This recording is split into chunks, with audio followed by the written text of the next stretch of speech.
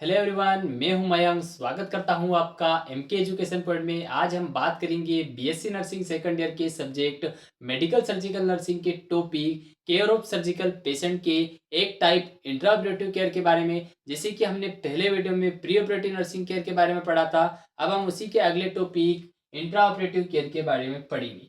Intra मतलब के दौरान, सीधा सा उत्तर होता है।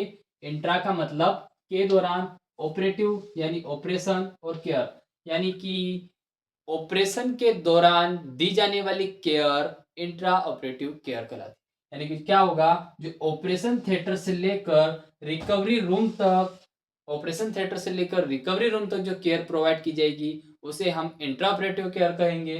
अब आएगा बिफोर। साइकोलॉजिकल असेसमेंट में क्या है, इनकरेज यानी कि हम पेशेंट को प्रोत्साहित करेंगे। उसके जो क्वेश्चंस रहेंगे सर्जरी को लेकर, हर किसी पेशेंट को डर रहता है, हम उसके हर क्वेश्चन का जवाब एकदम सिंपल लैंग्वेज में देंगे, जिससे क्या होगा, उसकी एंजाइटी, उसका डर कम होगा। ठीक है। अब हम क्या करेंगे, reduce the fear patient by explaining of the procedure. Procedure के बारे में हम उसे समझाएंगे, उसे इमोशनली सपोर्ट करेंगे, जिससे उसका डर कम होगा। Then explain the type of anaesthesia which will be given and its duration. तो क्या होगा कि हम उसे एनेस्थीसिया के बारे में एजुकेशन प्रोवाइड करेंगे, जिससे क्या होगा, उसका जो डर है वो कम होगा। अब आएगा हमारा फिजिकल असेसमेंट। फिजिकल असेसमेंट यानी कि शारीरिक जांच, जो कि नर्स या डॉक्टर पेशेंट को जांच करते हैं। ठीक है। Assess for any allergic reaction related to any drugs. हमें असेस करना है कि पेशेंट को कोई एलर्जिक रिएक्शन तो नहीं है। जो ड्रग्स हम उसे इंजेक्ट करने वाले हैं उससे प्रीवियस में उसे कोई एलर्जिक वगैरह तो नहीं है। कई बार क्या होता है कि पेशेंट को नॉर्मल एंटीबायोटिक से भी रिएक्शन रहता है। ठीक है। तो हमें पहले क्या करना है, उसके असिस्ट करना है। देन अगर वो बता देता है कि हमें कोई एलर्जिक रिएक्शन नहीं है, फिर भी हमें सेंसिटिव टेस्ट करके ही ड्रग्स इंजेक्ट करना है। देन आएगा assist the patient sensory visually and mental status. उसका सेंसरी विजुअली और उसका मेंटल स्टेटस असिस्ट करना है। अब आएगा हमारा laboratory data which include. Laboratory data में क्या आएगा, हिस्ट्री कलेक्शन आएगा। हमें उसकी हिस्ट्री कलेक्ट करना है, उसके वाइटल साइंस के बारे में, उसे कोई करंट में कोई मेडिकेशन वगैरह तो नहीं चल रहा है। देन आएगा blood test, urine test, ECG, x-ray, और जो भी डॉक्टर प्रिस्क्रिप्ट करेंगे वो सारे टेस्ट हमें करवाना है। अब हम पढ़ेंगे मेंटेनेंस ऑफ असेप्टिक टेक्निक के बारे में। असेप्टिक टेक्निक यानी कि इन्फेक्शन को फैलने से बचाने के लिए जिस टेक्निक का उपयोग किया जाता है उसे हम असेप्टिक टेक्निक कहते हैं। देन हमारा आता है असेप्टिक टेक्निक में hand should be washed with aseptic procedure. किसी भी सर्जरी से पहले हाथों को असेप्टिक टेक्निक के जरिए क्लीन किया जाता है। फॉर एग्जाम्पल, हम कुछ भी खाने से पहले हमारे हाथों को हैंड वॉश करते हैं, क्योंकि जो हमारे हाथों पर जो माइक्रो बैक्टीरियाज रहते हैं वो हमारे खाने के जरिए हमारे शरीर के अंदर इंटर ना करे, जिससे कोई इन्फेक्शन ना हो। सेम वैसे ही प्रोसीजर सर्जरी से पहले की जाती है। देन आता है gown should be worn to prevent contamination of clothing. यानी कि कपड़ों को इन्फेक्शन से बचाने के लिए गाउन यूज किया जाता है सर्जरी के अंदर।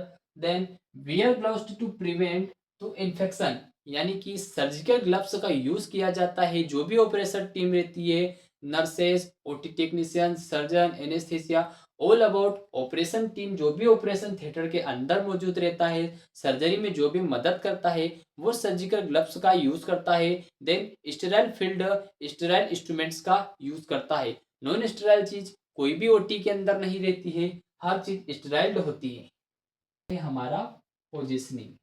ठीक है। यानी कि पेशेंट को according to surgery position provide करना रहता है। The position of surgery should be provided in which as much as the operating site is exposed. जिस साइट पर सर्जरी होने वाली है उस साइट को एक्सपोज करना है, खुला रखना है। Then this position also be provided during skin preparation. उस साइट को असेप्टिक टेक्निक के थ्रू उस स्किन को, उस साइट को प्रिपेयर करना है। देन अब हमारा आता है कि कौन सी सर्जरी के दौरान किस पोजीशन प्रोवाइड की जाती है। जनरल एब्डोमिनल सर्जरी के दौरान सुपाइन पोजीशन, अपेंडिक्स सर्जरी के दौरान सुपाइन पोजीशन, हर्निया की सर्जरी में भी supine position.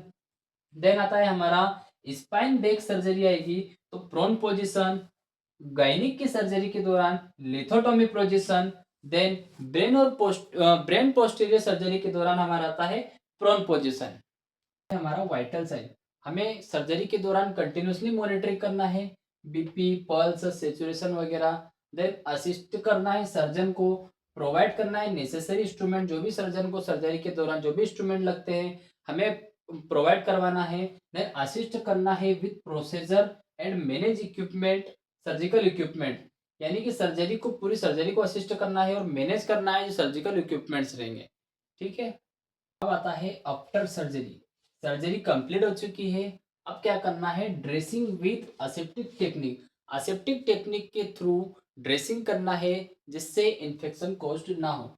Dressing on the wound should be done by aseptic technique because infected dressing can be lead to infection of the surgical site. अगर aseptic technique के जरिए surgical site पर dressing नहीं करेंगे तो इन्फेक्शन होने का डर रहता है, जिससे फर्दर इट में रिजल्ट इस पस फॉर्मेशन, जिसका परिणाम क्या होगा, जो सर्जिकल साइट रहेगी वहां पर पस फॉर्मेशन होने का डर रहेगा। फॉर एग्जाम्पल हमें किसी जगह पर चोट लगती है जिसकी हम प्रॉपर ड्रेसिंग वगैरह नहीं करवाते हैं तो वहां पर पस फॉर्मेशन हो जाता है। ठीक है। अब आता है हमारा असिस्ट द ब्लीडिंग, ब्लीडिंग को असिस्ट करना है, patient for the bleeding it is continuously, then apply further intervention to the prevent blood loss. Continuously अगर ब्लीडिंग हो रही है तो हमें अप्लाई करना है उस इंटरवेंशन को जिससे ब्लड लॉस होने से बचाया जा सके। है रिकवरी रूम, पेशेंट को ओटी से रिकवरी रूम पर ट्रांसफर करते टाइम जो patient to recovery area and monitor vital sign as the emerge from anaesthesia, यानी कि रिकवरी रूम में पेशेंट को ट्रांसफर कर दिया है, अब हमको उसके वाइटल साइंस को मॉनिटर करना है जब तक एनेस्थीसिया का असर खत्म न हो जाए, कुछ घंटे ऑब्जर्वेशन के लिए रखना है। तो ये था हमारा इंट्राऑपरेटिव नर्सिंग केयर।